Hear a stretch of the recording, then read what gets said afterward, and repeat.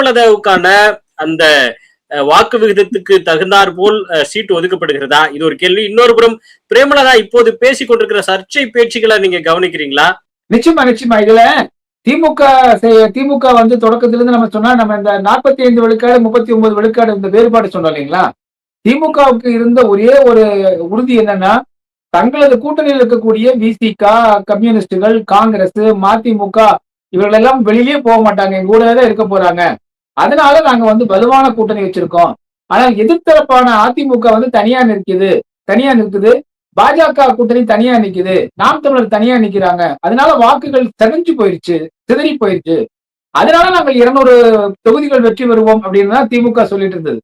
எப்போ அமித்ஷாவும் எடப்பாடி பழனிசாமி அவர்களும் இணைந்து வந்து அவர்கள் கூட்டணியை உருவாக்குனாங்களோ அப்ப இருந்தே திமுகவுக்கு பதற்றம் தொட்டி கொண்டு விட்டது. அதற்கு பிறகு 200 இடங்கள் வந்து வாய்ப்பே இல்லைன்னு அவங்க தெரிஞ்சுக்கிட்டாங்க. அதன் பிறகு விஜய் ஒரு புதிய கூட்டத்தோடு வந்து உள்ளே வந்திருக்கக்கூடிய நடிகர் இருக்காரு. நாம் தமிழர் கட்சி இருக்கு. இதெல்லாம் பிரிஞ்சு போயிடும் நம்ம இயல்பா வந்துடும் நினைச்சாங்க. ஆனா அது நடக்கல.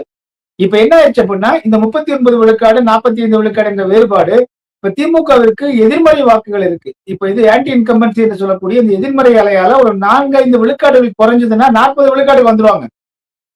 ஆதரவு அலை வந்து திமுகவுக்கு எதிரான ஆதரவு அலை அப்படி இருக்கிற காரணத்தினால அது இயல்பாகவே யார் அடுத்தது வந்து ஆட்சியை வந்து இப்போதைக்கு பிடித்துக் கொள்ளக்கூடிய அளவுல இருக்காங்க அப்படின்னா அதிகமான எண்ணிக்கையில வச்சுட்டு இருக்காங்கன்னா அதிமுக எடுத்துக்கொண்டால் ஒரு வாதத்திற்காக இப்ப அதிமுக 39 இருந்து அவங்க 4 விழுக்காடு ரைஸ் ஆகும்.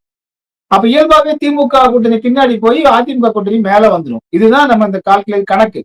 நாம் தமிழர் கட்சி அவருடைய வாக்காளர்கள் வந்து முழுக்க தமிழ் தேசிய உணர்வோடு மண்ணுக்கான ஒரு தனித்துவமான வாக்காளர்களா இருக்காங்க.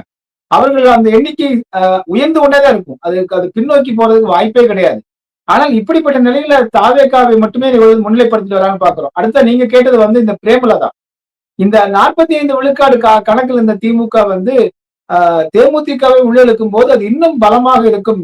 25 கட்சிகள் நம்மோடு இருக்காங்கன்னு நினைச்சாரு மு க ஸ்டாலின் அவர்கள். ஆனா அவர் செய்த பிழை என்னன்னா காங்கிரஸ் கட்சிக்கு வந்து அவ்வளவு இடங்களை வந்து அவமானப்படுத்தி பேரம் பேசி அவர்களுக்கு இடத்தை கொடுத்தது. கம்யூனிஸ்ட் கட்சிகளுக்கு வந்து குறைவான இடத்தை கொடுத்தது. விசிகாவுக்கு குறைவான இடத்தை கொடுத்து எந்த வேலையுமே செய்யாமல் 0.49 விழுக்காடு இருக்கக்கூடிய தேமுதிகவிற்கு சிவப்பு கம்பளம் விரித்து அவர்களுக்கு 10 இடங்களை கொடுத்தாங்க.